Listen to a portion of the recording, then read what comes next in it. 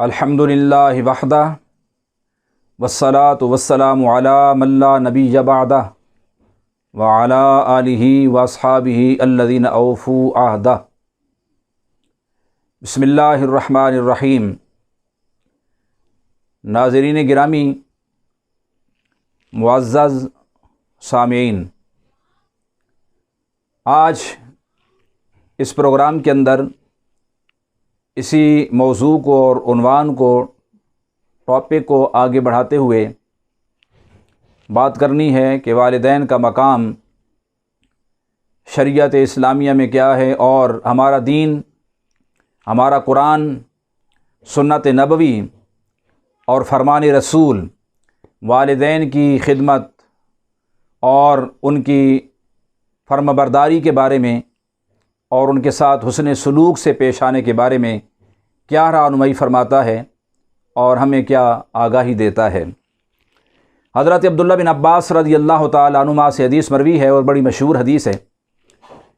نبی پاک صلی اللہ تعالیٰ علیہ وسلم نے فرمایا، ما من والد بار ینظر الی والدیہ نظرۃ رحمت الا کتب اللہ لہ بکل نظرۃ حجۃ مبرورہ۔ حضرت عبداللہ بن عباس فرماتے ہیں کہ نبی پاک صلی اللہ تعالیٰ علیہ وسلم نے فرمایا کہ کوئی بھی فرما بردار اولاد اپنے والدین کو جب محبت کی نظر سے دیکھتی ہے اور پیار کی نظر سے دیکھتی ہے، چاہت کی نظر سے دیکھتی ہے، ادب و احترام کی نظر سے دیکھتی ہے، اللہ رب العزت اس نیک بخت اولاد کو جو اپنے والدین کے چہرے کو محبت کی نظروں سے دیکھتی ہے، ہر ایک نظر کے بدلے میں رب ذوالجلال حج مقبول کا ثواب عطا فرماتا ہے۔ حج مقبول کیا ہے؟ کہ جس کی قبولیت یقینی ہو اور اس کا رد ہونا ناممکن ہو، وہ حج مبرور ہے۔ کہ رب ذوالجلال نے جس کی مقبولیت پر مہر لگا دی ہو کہ یقینی طور پر، قطعی طور پر جو حج قبول ہو گیا وہ حج مبرور ہے۔ ہم لاکھوں روپے خرچ کر کے جاتے ہیں، لیکن اللہ رب العزت کی ذات سے امید ہوتی ہے کہ وہ قبول فرمائے گا۔ کسی بھی حج کرنے والے شخص کو لاکھوں روپے خرچ کرنے کے باوجود، اپنے بیوی بچے چھوڑنے کے باوجود، ترک وطن کرنے کے باوجود، سفر کی صعوبتیں، تکلیفیں، اذیتیں جھیلنے کے باوجود اس بات کی گارنٹی نہیں ہوتی کہ میں لاکھوں روپے خرچ کر کے جو واپس پلٹوں گا تو میرا حج مقبول ہوگا۔ بس ایک ظنی بات ہے،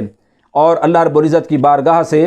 اس کو امید وابستہ ہوتی ہے اور قائم ہوتی ہے کہ اللہ تعالیٰ اپنے فضل و کرم سے میرے اس حج کو قبول فرمائے گا، لیکن گارنٹی سے وہ نہیں کہہ سکتا کہ میرا یہ حج یقینی طور پر قبول ہے، حالانکہ اس نے لاکھوں روپے خرچ کیے ہیں، حالانکہ اس نے ہزاروں میل سفر کی صعوبتیں جھیلی ہیں اور تکلیفیں اٹھائی ہیں،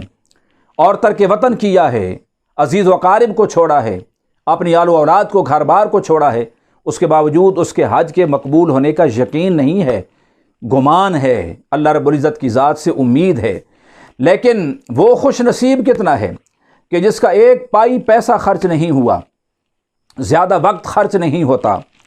کوئی اذیت اور کوئی صعوبت اور کوئی تکلیف اس مد کے اندر نہیں اٹھانی پڑتی، محض اپنے والدین کے چہرے کے سامنے کھڑے ہو کر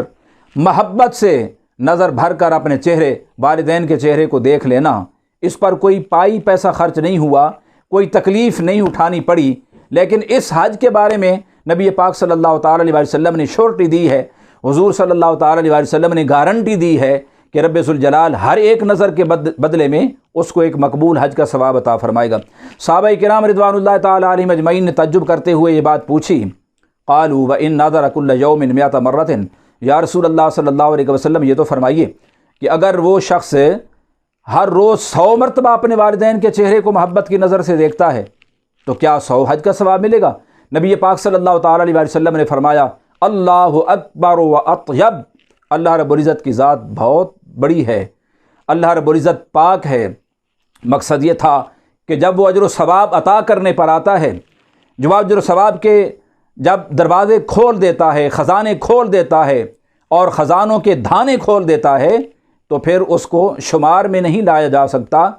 اور اگر کوئی شخص شمار کرنا چاہے تو بھی نہیں کر سکتا جو وہ اجر و ثواب اپنے بندے کو عطا فرماتا ہے۔ حضور کے فرمانے کا مقصد یہ تھا کہ اگر کوئی خوش نصیب بیٹا یا بیٹی اپنے والدین کے چہرے کو محبت کی نظر سے 100 مرتبہ بھی ہر روز دیکھے تو اللہ رب العزت 100 مرتبہ اس کو حج کا ثواب عطا